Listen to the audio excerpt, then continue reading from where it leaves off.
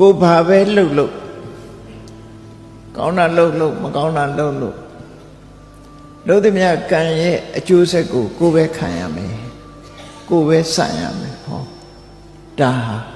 သူ့ရဲ့အမွေခံပဲကံရဲ့အမွေခံပဲဖြစ်ရမယ်လို့ဒီအမြင်ကိုမြင်မှုလို့ရတယ်ဒါကိုကမ္မတက္ကတာသမာဓိဋ္ဌိလို့ခေါ်တယ်ကိုလှုပ်တာကိုနဲ့သာသက်ဆိုင်တယ်လို့မြင်တဲ့အမြင်ဟာဘလို့တမိုးရှိတယ်လဲစဉ်းစားကြည့်စัจ jit နဲ့တွေးကြည့်ကိုလှုပ်တာကိုနဲ့မပတ်သက်ဘူးလို့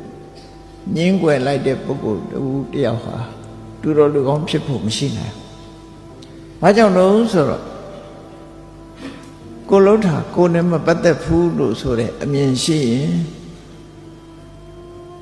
ကောင်းတာလုပ်လဲကောင်းတာရမှာမဟုတ်ဘူးမကောင်းတာလုပ်ရင်မကောင်းကျိုးမခံရဘူးဆိုတဲ့ပုဂ္ဂိုလ်တယောက်တည်းသူလှုပ်ချင်တာတွေလှုပ်တော့မှာပေါ့သူလှုပ်ချင်တာအကောင်းလားအဆိုးလားဆိုတာလူဆိုတာအဆိုးကိုသာလှုပ်တာများတယ်လွယ်တာကအဆိုးကလွယ်တာကိုနော်အဲ့တော့အဆိုးကိုလှုပ်တဲ့ဆိုကြတဲ့ကသူကလူတော်လူကောင်းဖြစ်ဖို့မရတော့နော်ဒါကြောင့်ကောင်းတာလုံးမှကောင်းကျိုးရတယ်မကောင်းတာလုပ်ရင်မကောင်းကျိုးရလိမ့်မယ်ဆိုတဲ့ကမ္မတက္ကတာသမာဓိဋ္ဌိအမြင်ဟာလူတော်လူကောင်းဖြစ်အောင်လမ်းခင်းပေးထားတာဖြစ်တယ်အကယ်၍တချို့ပုဂ္ဂိုလ်တွေမြင်တယ်လို့ပေါ့